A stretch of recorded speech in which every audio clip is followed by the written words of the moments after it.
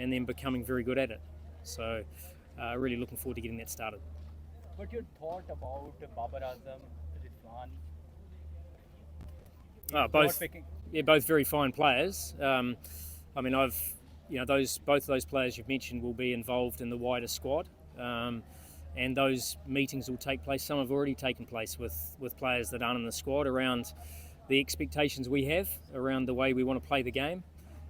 We want to play a fast-paced game, so it's making sure that those players that aren't involved doesn't mean they're out of contention, but it means that they need to improve in certain areas. So. Babar is well aware of that, and he's making some good strides to Mike, improve. what will be your first area of target? Like you mentioned, the ranking and also some other stuff. So what is your area of target, which you're going to improve the first priority? Look, it's not getting too far ahead of ourselves in terms of, the rankings will come in time. For me, it's about committing to the way we want to play. We want to play a modern style of cricket.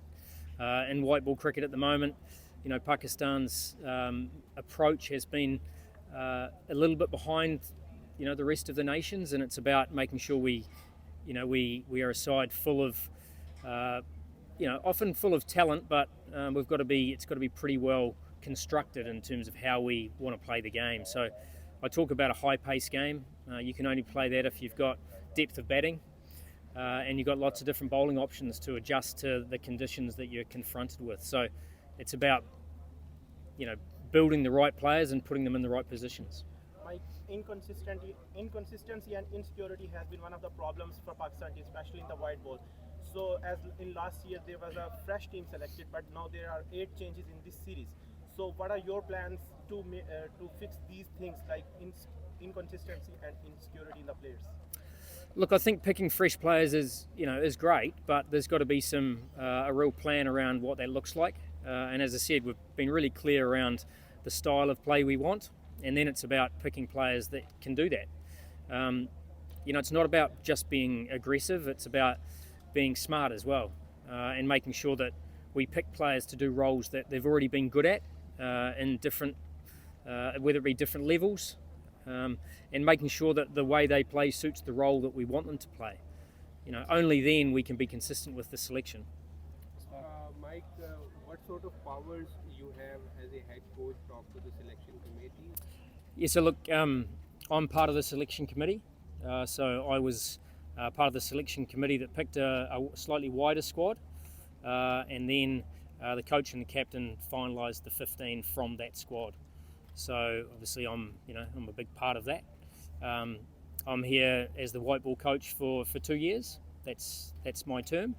And within those 2 years, there's going to be just slightly more than 2 years, there's going to be 2 World Cups. So it's an exciting time, obviously T20 World Cup and a one-day World Cup. But as I said, we know we have to start that change now. Very much looking forward to it. Oh, look, Bangladesh in these conditions are always challenging.